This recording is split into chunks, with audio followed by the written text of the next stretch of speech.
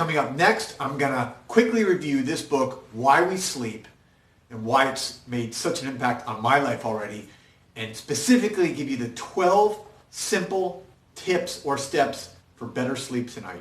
Stay tuned.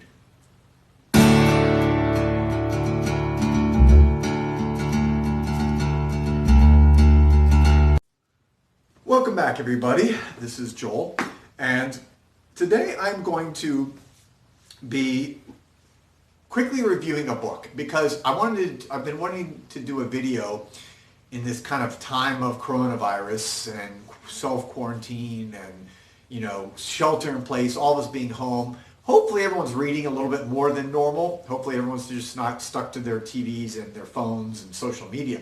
So I had actually started this book a few weeks ago, and I read a lot. I try to read one new book every week or every 2 weeks, depending on how dense or detailed the book is. This one's taking me a little bit longer because there's a lot of science and data in it.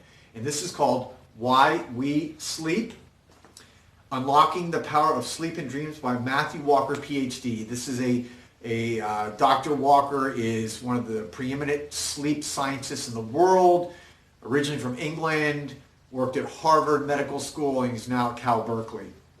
This book is life-changing. This book goes through exactly why sleep is important, from physical health, mental health, to dreaming, to all the science and data behind why we need, by the way, minimum 7, ideally around 8 hours of sleep at night, and why when you even miss one night and get less than that, your health and your mind suffer.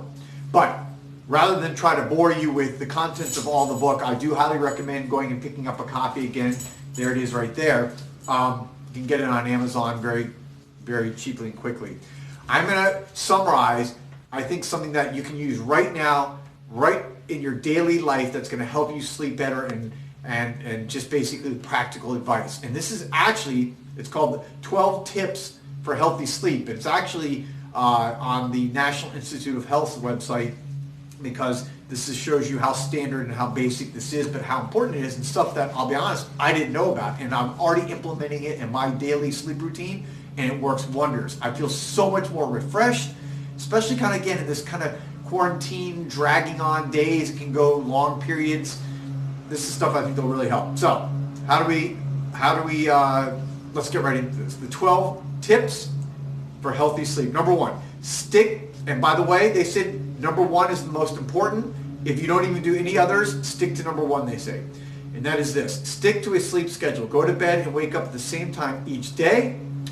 Sleeping later on weekends won't fully make up for a lack of sleep during the week, and will make it harder to wake up early on Monday morning. Set an alarm for bedtime. Often when an alarm is set, we fail to do so. Often we set an alarm for when it's time to wake up, but fail to do so for when it's time to go to sleep. If there's only one piece of advice you remember and take from these 12 tips, this should be it. So there you guys go.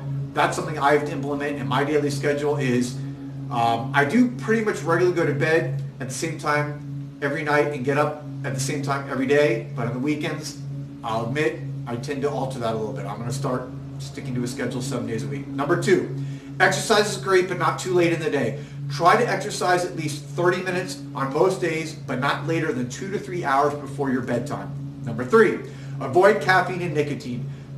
Coffee, colas, certain teas, chocolate containing caffeine and its effects can take as long as 8 hours to wear off fully. Therefore, a cup of coffee in the late afternoon can make it hard for you to fall asleep at night.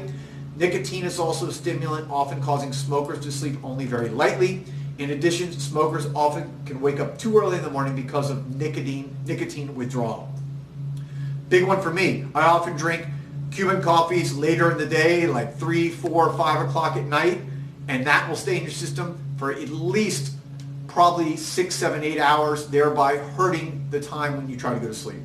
Number 4, avoid alcoholic drinks before bed. Having a nightcap or alcoholic beverage before sleep may help you relax, but heavy use robs you of REM sleep, keeping you in the lighter stages of sleep. Heavy alcohol ingestion also may contribute to impairment in breathing at night. You may also tend to wake up in the middle of the night when the effects of the alcohol have worn off. Big one for many people there. Doesn't affect me because I don't drink. Number 5, Avoid large meals and beverages late at night. A light snack is okay, but a large meal can cause indigestion, which interferes with sleep.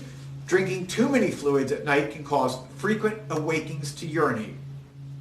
Kind of basic. Number 6, if possible, avoid medicines that delay or disrupt your sleep. Some commonly prescribed heart, blood pressure, or asthma medications, as well as some over-the-counter herbal remedies for coughs, colds, or allergies can disrupt sleep patterns. If you have trouble sleeping, talk to your healthcare provider or pharmacist to see whether any drugs you're taking might be contributing to your insomnia, and ask whether they can be taken at other times during the day or early in the morning. Good tips. Number 7, don't take naps after 3 p.m. Naps can help make up for lost sleep, but late afternoon naps can make it harder to fall asleep at night. Number 8, relax before bed. Don't overschedule your day so that no time is left for unwinding. A relaxing activity such as reading or listening to music should be part of your bedtime ritual. Number 9, take a hot bath before bed. The drop in body temperature after getting out of the bath may help you feel sleepy. The bath can help you relax and slow down so you're more ready to sleep. By the way, that's based on the fact that as our bodies get ready to sleep every night, due to the 24-hour rhythm that we're in, your body temperature, in order for the melatonin to kick in and make you sleepy, it actually should drop 1 to 2 degrees. So that's why they say taking a hot bath, because what that does is that flushes your skin. It flushes blood to your skin, and then your skin radiates the heat out of your body. Same as if maybe you splash your face before you go to bed, helps you feel cooler. But it actually, when you wash your hands and face and such, it actually helps radiate heat out, thereby cooling your inner core body temperature more quickly, helping you sleep. Number 10, important, dark bedroom, cool bedroom, gadget-free bedroom. Get rid of anything in your bedroom that might distract you from sleep, such as noises, bright lights, uncomfortable bed, warm temperatures. You sleep better if the temperature room is kept on cool. A TV, cell phone, or computer can be a distraction to deprive you of needed sleep. Let's see, individuals who have insomnia often watch the clock. Turn the clock's face out so you don't worry about the time while you're trying to fall asleep. Also, the blue light, which is in tablets, cell phones, as we scroll through, that's that light that makes it easy to see and read your phones and computers, is the worst. It actually keeps your brain awake longer. So don't use any electronic devices like, tablets in bed, at least maybe an hour or 2 before you go to bed. Stick to regular books. That will make you more sleepy, and that doesn't distract. Also, on the cool side, I generally keep my house or bed around 72, 73. According to the science, the optimal temperature for the bed for sleeping is 65 degrees. That may be too cold. You may want to save on energy bills. I get it.